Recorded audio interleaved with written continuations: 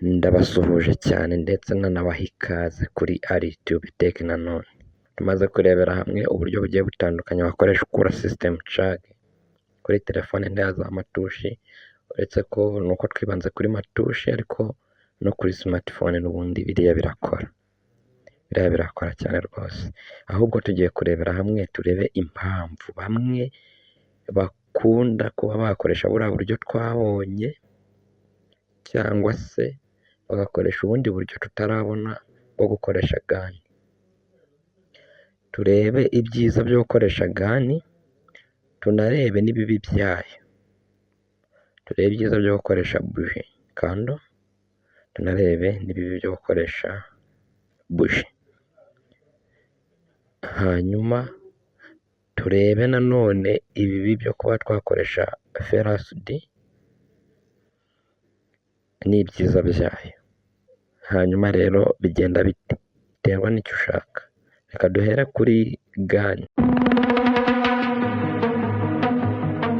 Ujya wibaza aho wakura imodoka ku giciro cyiza? Ese waba ukeneye imodoka zo gukodesha? Waba ushaka kamera nziza kandi zigezweho? Iturize gufitiye igisubizo. Kibirira Automarket yarabikemuye. Tugurisha ndetse tukanakodesha imodoka z'ubwoko bwose. Tugufite spare parts zitandukanye, CCTV kamera zicunga umutekano, electrical installation, ndetse dukora na AutoCAD na Archicad design. Waduhamagara kuri 0785 431 510. wanatwandikira kuri email kibiriraautomarket@gmail.com. Kibirira Automarket, Your choice, our desire.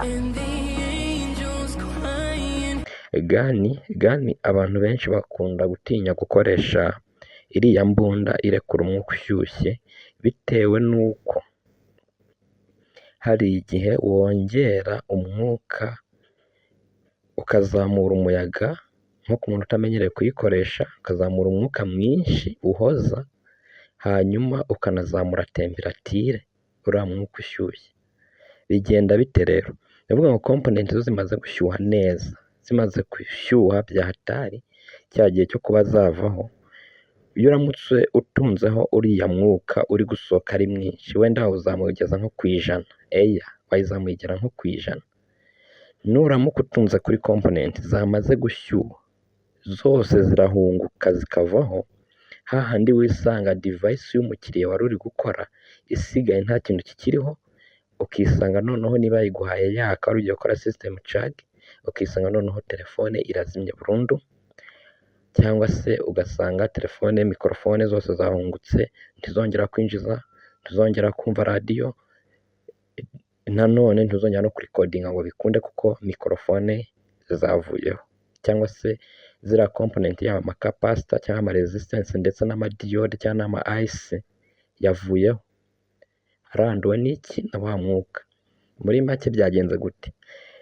Wazamuye ubushyuhe, tuvuge wazamuye ubushyuhe urenza 90 ugera nko ku ijana, cyangwa uranakomeza ugera kuri 200, urakomeza. Hari gani nyinshi zigarukira kuri 450 ku bijyanye n'igipimo cy'ubushyuhe bwayo.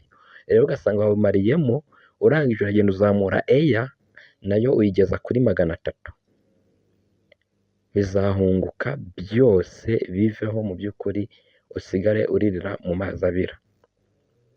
Ariko n'ubu uzi kuyikoresha neza, ukayimanura ukayimaramo kuri 0, warangiza ugakoresha ubushyuhe, n'ubundi akaba karimo ariko ntabwo aba ari mwinshi, nta kibazo.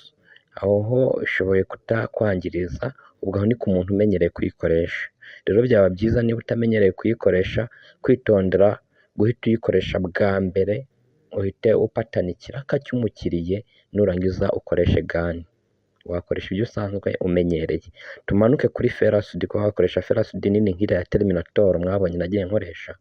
Iriya ferasudi uterekaho bodi, iyo umaze guterekaho bodi kubera iba yashyushye, iriya komponenti irayaga, ukayiterura ukayishyira ku ruhande nta kibazo. Iyo utayikomye nta kibazo biteza habe na gitoya, gusa bitwara umwanya usa nkaho ari munini gakeya ugereranyije no kuba wakoresha gani.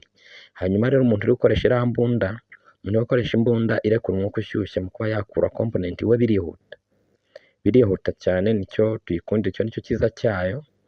hanyuma kuri gukoresha ferasudi ya tiriminatoro nawe bigerageza kwihutamo gake, ariko ntabwo ari neza, biratinda ko bisaba ngo hafi bodi yose ibanze ishyuhe, kandi hari n'irindi kosa ribaho ukisanga wayitindijeho, noneho telefone ari gukora igahita ishotinga ikazamo shoti saketi, wakubitamo batiri igahita ishya kubera ko amenyo yamaze guhura kubera bwa bushyuhe bwinshi bwirukanse muri ya bodi, twa tuyira dutoya tuba tunyura muri bodi utabasha kuba tutarebesha amaso ngo tutubone, byasaba gukoresha ziriya garasizi tuza dukoresha, njya murazizi garasi za elegitoronisiye dukoresha ziba zimeze nka mikorosipike ushyira ku jisho ukaba wazuminga divayisi, nizo wakoresha kugira ubone turiya tuyira tuba tugenda dutarasa muri bodi mo indani. Hanyuma rero sasa twamanutse twerekere kuri buji. Buji iyo bigenda bite? Buji nayo igerageza kwihutisha ibintu ku kigero nk'icya gani. Buriya buji iyo urimo urayikoresha rwose birihuta cyane ku kigero cyenda kwegera gani, ariko ikibazo kivukamo rero sasa ni imyotsi. Imyotsi iranduza, ariko iyo ufite esanse, ufite agapitiro cyangwa se tineri, ubasha guhanagura ahantu hagiye wa mwotsi, umukiriya ntagizigera amenya ko hakoze umwotsi. Ariko mu gihe uri kumwe n'umukiriya ntabona uri gukoresha buji, urimo uratwika boro iyo washoboye kuba atabimenyereye, mushoboye guserera. Rero niho ibera mbi kuba yaguteranya n'umukiriya mu gihe uri kuyikoresha ahari, ariko ferasudi ntabwo yabateranya kubera ko nta kidasanzwe abona, byose ni temperatire, byose bisaba ubugenge, bisaba kuba aricyo kintu umenyereye, ariko byose birakora. Kuri njyewe byose ndabikoresha, icyo mbonye hafi nicyo nkoresha kubera ko byose nabibayemo. Buji ndayikoresha, ferasudi ndayikoresha, ndetse n'iyo gani iyo nyigezeho nayo ndayikoresha kugira ngo noroshye akazi cyangwa se nihutishe akazi. Ariko kenshi cyane nkunda gukoresha ferasudi kubera ko ferasudi ifite ubushobozi bwo kuba wayikuriraho ukanayitereraho ukanayiteresha. Mu gihe uramutse ufite buji gusa udafite ferasudi, ushoboye gukurira kuri ya buji iriya kando, ariko ukisanga kugira ngo wongere utere ya divayisi wakuje buji bikubanye ikibazo. Ariko ferasudi bifite byose, ngira ngo muranabizi ko na gani iriya mbundi irekura umwuka ushyushye iba ifite ibintu byose, iba ifite ferasudi yayo ntoya ikagira n'uriya mwuka ushyushye. Sasa rero ubwo dusobanukiwe ibyiza bya gani, ibyiza bya buji, ibyiza bya ferasudi n'ibibi byazo. Tugaruke inyuma gatoya. Ibyiza bya gani twabonye ko yihutisha akazi, ibibi byayo twabonye ko ku muntu utamenyereye kuyikoresha ishoboye kumwangiriza. Hanyuma ferasudi twabonye ibyiza byayo ni uko ntabwo buriya ipfa kwangiza cyane, ariko ibibi byayo nanone ishoboye kuba yagutinza, ariko ni nziza cyane kubera ko ibintu byose irabikora. Buji twasanze ishoboye gukura, ariko gutera bikaba byaba ikibazo mu gihe nk'inzira zavuyemo, ntabwo buji yarupinga. Ariko gani ni nziza cyane kubera ko ifite n'aka ferasudi kayo ku ruhande, aho mu gihe ukeneye kurupinga nabyo ushoboye kuba wabikora, kandi aba ari ferasudi ntoya ifite umutwe uringaniye ku buryo ahantu hose yahagera. Ndabashimiye cyane rero, niba wari mushyashya kuri channel yacu ntugende udakanze kuri subscribe button, kandi ikindi ntiwibagirwe gukora share mu gihe ubonye iyi video yafasha mugenzi wawe cyangwa se inshuti yawe. Wowe rero dusanzwe tubana wakoze subscribe, ndagushimiye cyane, uri uw'agaciro.